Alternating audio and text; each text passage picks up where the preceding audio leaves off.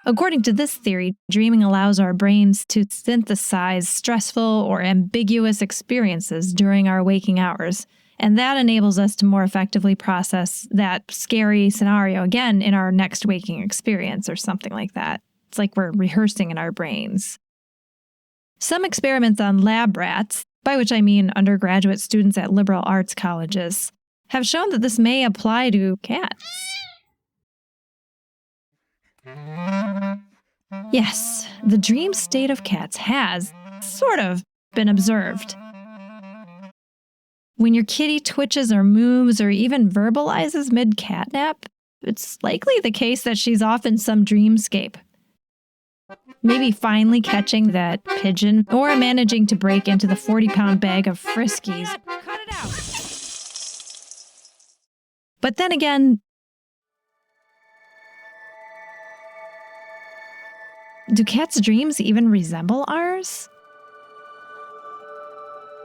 Philosopher David Pena Guzman wrote a book on the dreams of animals, mostly mammals, due to our similar neurological structures relative to reptiles or mollusks. Dr. Pena Guzman points out that an animal's dreams are likely to involve the primary sensory data that they evolved to prioritize. As a human, or at least as far as I know, when I dream about a cat, I see a kitty. But since for cats, smell is as informative as sight, perhaps if Binky's dreaming of me, he doesn't see me, he's smelling me. For the record, I smell like marshmallows and cotton candy, okay? For now, this remains speculative because, I can't interview Binky. He doesn't have a dream diary or anything. And I haven't found a study that monitors cats during REM sleep and notices if the regions related to scent processing are activated. Which would be my next step, if cats were to consent to this kind of study, of course. It's all about informed consent. This is all compelling evidence that dreams are a feature, not a bug, of evolution in mammal brains.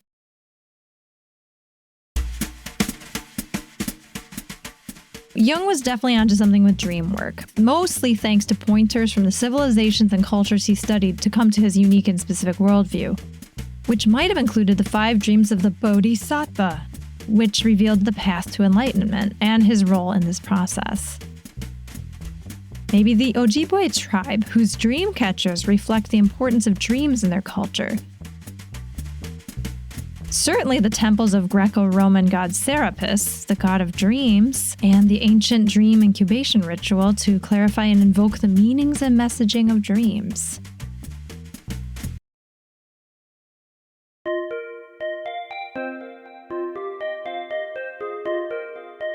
Almost every known civilization wondered about the meaning of dreams. It's impossible to really quantify and measure this, shall we say, metaphysical understanding of dreams. We're still not sure what to make of them. We in the industrialized world now have more structured, some may say sophisticated ways to describe our physical world and some of its machinations. The earth rotates around the sun. If you plant a seed in the right conditions, it'll grow. Cats always land on their feet. Electricity, stuff. Life has become, for many, slightly more manageable, but unfortunately, looking around in the here and now, it's still a volatile, unpredictable world. We're actually still feeling the same feelings that our ancestors felt. And that's why it's just really amazing and restorative to talk about the dream space. Take it away, Tricia.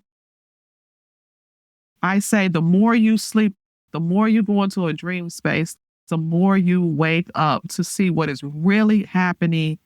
In my book, I talk about what it means to be an escape artist from the systems. It's called We Will Rest, The Art of Escape. And it talks about how to build these escape plans. Perhaps in parallel with Jung's collective unconscious, we can cultivate this collective consciousness within the dream space.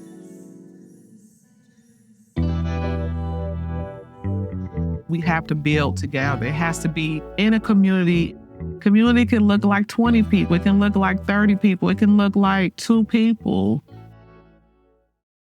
My dad was a community organizer and activist. He was a union organizer.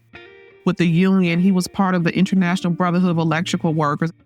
They would be striking and they would come together, and I would secretly be in the house, and there'd be 5 of them in the front room plotting and scheming about the next strike that was going to happen.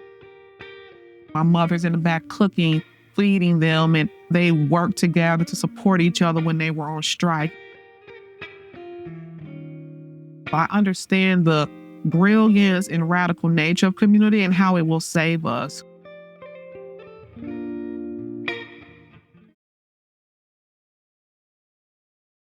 On August 23, 1968, one of the most famous dreamers in the United States stood on the steps of the Lincoln Memorial and said, "I have a dream." Dr. King's beautiful dream of unity, connection, and radical transformation to combat anti-Blackness and all forms of oppression, it's an ancient one. And I think it's why his message continues to resonate across time, cultures, and communities, all working in synchrony to wake us up from the relentless systems that separate us from ourselves and others.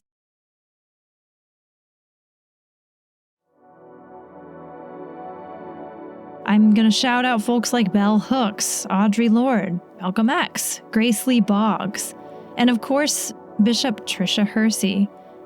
Folks like these and you and people you know who continue the work. We aren't alone. We're a chorus, raising our voices collectively to sustain this ancient melody together. And in order to do so, go back and get into the dream space and tap into these beautiful ideas. And may your kitties be your mascot. You know, cats don't try to learn anything. They're just being who they are. If you let that happen, you have a happier life. You're not pushing. You're not so driven.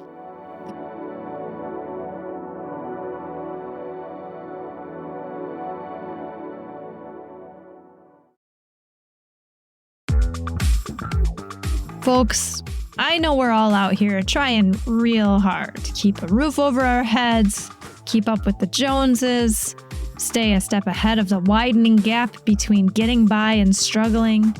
And I just hope in our own ways we can chip away at this. We can dismantle this machine. I know it's not going to be overnight, and it's going to take maybe a lifetime or more. But you know what? Take it from any cat you come across, sunbathing and resting, living moment to moment. If they can dream, we can too. I'd like to thank my wonderful experts, Mary Bowen, Tricia Hersey. While the opinions are my own, the research and work is theirs. If you'd like to learn more about them, please check out our show notes, which also include the references and research that went into this episode. And if you loved it, please do keep sharing our podcast and give us a 5-star rating wherever you listen and write us a glowing review. To support the podcast, definitely check out our show notes or head to any of our accounts to click on the appropriate links to donate. For as little as $1 a month, you can help keep us in ship shape and in the collective unconscious and the dream space. Remember, everything is connected. 6 Degrees of Cats is produced, written, edited, and hosted by yours truly, Captain Kitty, aka Amanda B. Please subscribe to our mailing list by going to linktr.ee/6degreesofcats or look us up on all those social media platforms. You'll be first in line for the extra audio and more treats if you connect with us there. All episodes are dedicated to the misunderstood, the marginalized, the resilient, and the weird. And of course, all the cats we've loved and lost.